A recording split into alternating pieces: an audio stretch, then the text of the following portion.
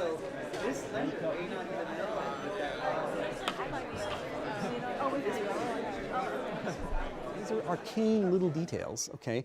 But in these details, okay, is the understanding of how the monetary system works, the discipline part and the elasticity part, okay? There's this elasticity part during the day, and then there's this contraction discipline part at the end of the day, where you're supposed to come up with real money, meaning reserves at the Fed, and that's the survival constraint. And if you don't, okay, the Fed will help you out, okay, but it's going to charge you.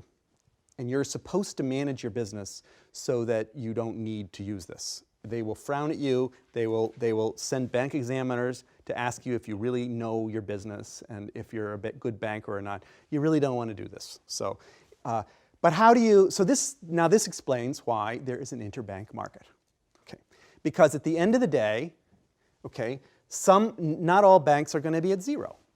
If you think about this as a closed system, right, you can see not all banks are going to be at zero, but some are going to have pluses and some are going to have minuses, and the net is going to be at zero. If everyone is a part of this system, you know, the net is going to be zero. So if I owe the Fed, there's somebody out there who has excess reserves, and if I could just find them and do business with them, okay. Similarly here, okay, I owe chips. There's going to be somebody who is owed money by chips. If I have a deficit, there's somebody who has a surplus, and all I need to do is find them and do some little trade with them at the end of the day, and then we'll both be flat zero, and neither of us will have to deal with the Fed. Okay, so there are these interbank markets to allow these banks to find each other, is the point.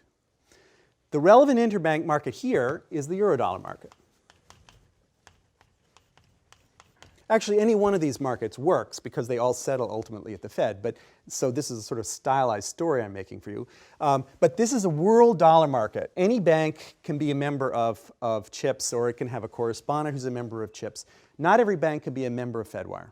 Okay, so that's a much tighter, much more exclusive club. Okay, over there. Okay, this is a non-exclusive club. There are lots of foreign banks that are members of this, and they can borrow and lend to each other in the Eurodollar market. The Eurodollar market and these banks borrow and lend to each other in the Fed funds market. So you can think sort of the Fed funds as being domestic dollars and public dollars, Fed dollars, okay, and Euro dollars as being international dollars, private dollars, but they serve a similar function. So the Fed is worried about these credit expansion and getting paid, and so is CHIPS. And so over time, they have tightened up a little bit, and they've said, well, you can't run, the size of your overdraft depends on your capital. If you're a big bank, we'll let you run big overdrafts. If you're a small bank, we won't let you. Also, we're going to charge for these overdrafts. You can't use these as a free loan. And we're going to charge you something. It winds up they don't charge very much because they charge a rate of interest based on your average overdraft during the day. So if you run $1 trillion overdraft, okay, for 30 microseconds, okay, you know, there's no interest basically on that. So the banks know that. But it does serve a disciplining function, because if you're running it for 30 microseconds, that means you have an idea where the money's coming from, and you're just using the Fed to kind of clear all of this. And so there's no interest. But there can be, and this mostly happens at the end of the day, these overdrafts. And they're large security transactions that are happening, clearing internationally, all of this happening. And CHIPS has to clear. And then they clear through FedWire. Very large, very, very large amounts of money are transacted at the end of the day at the Fed. We need a Fed funds market to create a bilateral overnight borrowing to substitute for this centralized overnight lending that the Fed would be forced to do otherwise and doesn't want to do. Okay, so that's what the Fed. That's a way of understanding what the Fed funds market is there to do. Bank A has an overdraft at the Fed at the end of the day. Bank B has a surplus at the end of the day at Bank B at the Fed. So Bank B and Bank A could find each other, and they could do business. Okay, and that business would look like this. Okay. Plus, I'm going to borrow in the Fed funds market, and Bank B is going to lend in the Fed funds market. Okay. And what are we borrowing and lending? Okay. What actually is a Fed fund in this regard? Okay. What a Fed fund is typically a promise to pay reserves tomorrow morning. Okay. If you give me so many reserves now, I will give you so many reserves tomorrow morning. That's what a Fed funds loan is.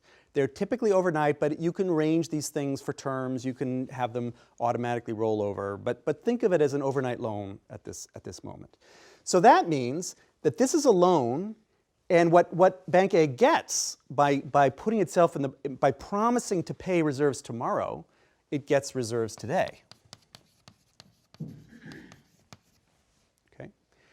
And when Bank B accepts this promise, okay, it has to deliver reserves today, right now. Okay, so you can see where those reserves come from. Okay, you can see that these reserves now can be used to pay back that overdraft. Okay.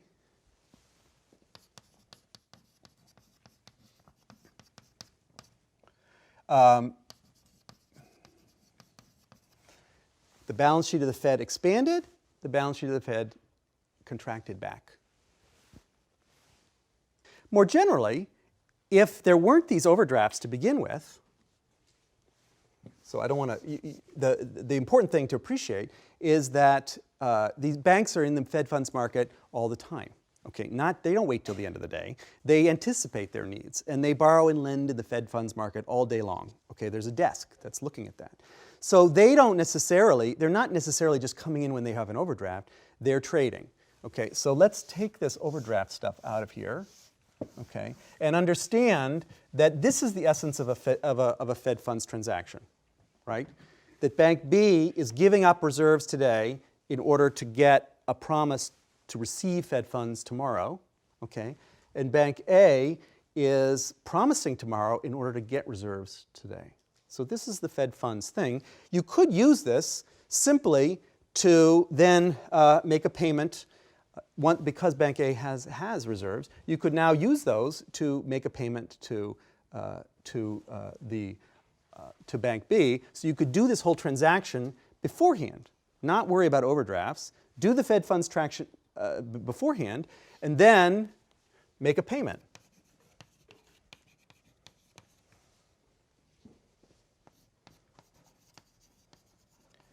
And what does that show up as? That shows up as minus reserves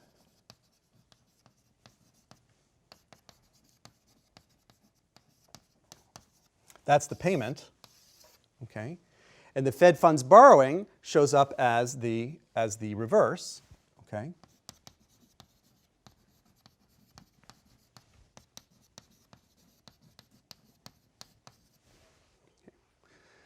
The point I'm trying to make here is that if you need to make a payment to Bank B, Bank A needs to make a payment to Bank B, and it doesn't have any reserves, okay, it can go into the Fed funds market first, and it can borrow reserves from B, okay, and then pay those reserves to B, okay? So all of this all cancels out, okay, and what you're doing is essentially pushing that payment off until tomorrow, is essentially what that is doing. I'm going to pay you today,